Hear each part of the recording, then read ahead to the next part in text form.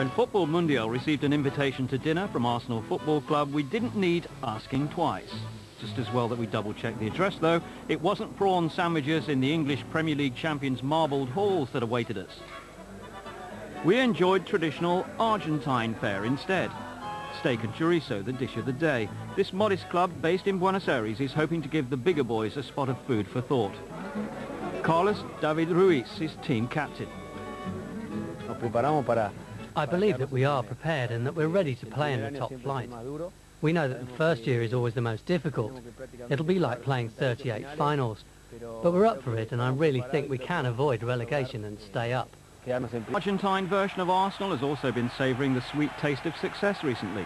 Last season saw them clinch promotion to the top flight for the first time in their 45-year history. The side was founded by the current president of the Argentine Football Association, Julio Grondona, and his brother Hector. But why are they called Arsenal?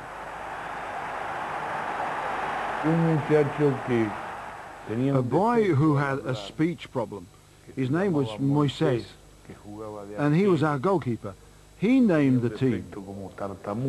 He was about 15 or 16 years old, and he had a stutter. He used to say, Arsenal. And we would ask him, who's Arsenal? And he would say, Arsenal from England. Grondona was joined by a group of like-minded neighbours from the working-class Sarandi district.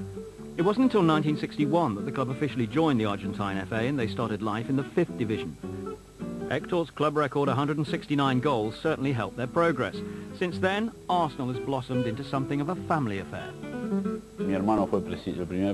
My brother was the first president of the club, and then after that I was a player while he was still the president.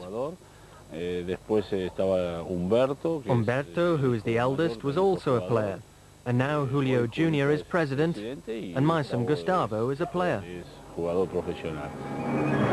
It's a dynasty, all right, with the Grondonas laying claim to the title of principal footballing family of Argentina. Club chairman Julio Jr. realises that things will be far from easy as Arsenal face up to the aristocrats of the Torneo Apertura.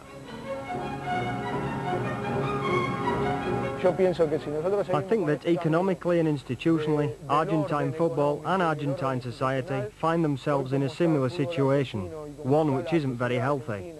I think if we continue in the same vein as we have been doing as a club, we will progress. Won't necessarily be quick, but the next 5 years will be important. With the country in the grip of a financial crisis, all clubs in Argentina are feeling the pinch. But for Arsenal, the situation is more acute. For example, the condition of their stadium has forced them to play their home games elsewhere. They simply don't have the funds to refurbish it. Their home stadium is now only used for training sessions, but the players have certainly not been intimidated by their introduction to the big time. One reason for this is the influence of their coach, Jorge Burruchaga, scorer of Argentina's winner in their 3-2 victory over West Germany in the 1986 World Cup final. To have him as a coach after enjoying his performances as a player who actually came through the ranks like many of us, it's great. If you look at what he's done as a player with small and big clubs, it's inspiring.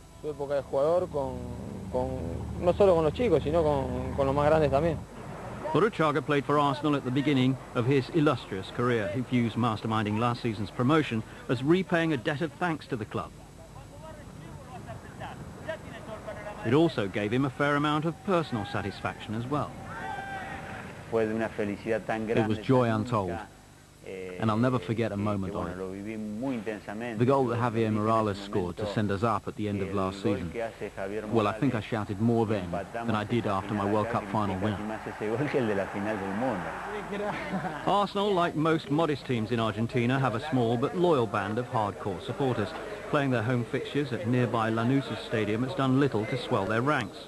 Only a few thousand were present to see them take on Colón recently. But despite their side's meagre resources, the fans are clearly just happy to be in the top flight. This is a dream we always had when we played games of 15 against 15 and 20 against 20. We were in the 2nd division, and now we're in the top flight. It's just unbelievable. Having worked so hard to get there, Burruchaga and his men are determined to stay put. A helping hand from Lady Luck would also help if Arsenal are to defy the odds and succeed against the strongest sides Argentina has to offer. Hardly reminiscent of the Azteca in '86 when he won the World Cup. A scrappy opening, it was Colón who opened the scoring with a smartly taken shot from Cesar Cariñana.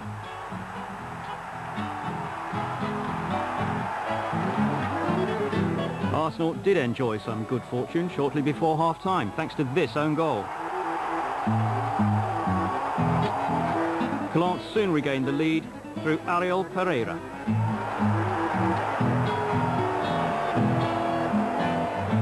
And with just 13 minutes remaining, Javier Delgado looked to have put paid to Arsenal's chances. Burru was not amused. But the strength of family pride should never be underestimated. Gustavo Grondona rose above his opponents to give Arsenal a chance of a point. But late pressure couldn't find them an equaliser. Burruchaga's men finished pointless against the kind of opponents they should be getting something off if they expect to survive. Arsenal's rise to the top has been a compelling fairy tale for the Argentine media, but leading TV and radio football commentator Marcelo Araujo thinks they'll find it hard to stay up.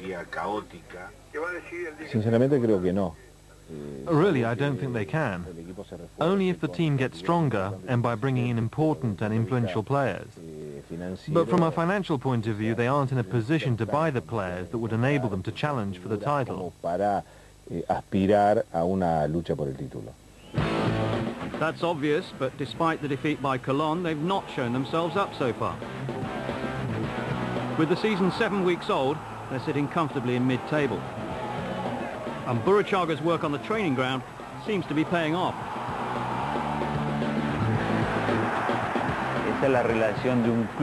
It's a humble club made up of friends from way back that has gone further than anyone expected. I'm not saying it's unthinkable, because you should always aim high in life. But sometimes you believe these things are hard to achieve. But we did it. It said football can reduce grown men to boys. For Julio Grondona, witnessing the club he founded finally secure a place in the top flight was the ultimate fantasy. I was a young boy who was playing to clinch the championship. It felt just like that. It was as if I was asleep. Nobody else was around, and I was living something that I didn't think I would ever live. I really had to analyze what I was looking at and remind myself that it was real. You can be sure that Arsenal and the Grondona family will be doing their utmost to ensure their hard work doesn't go to waste. Right now, they're hoping to turn up the heat on the big boys.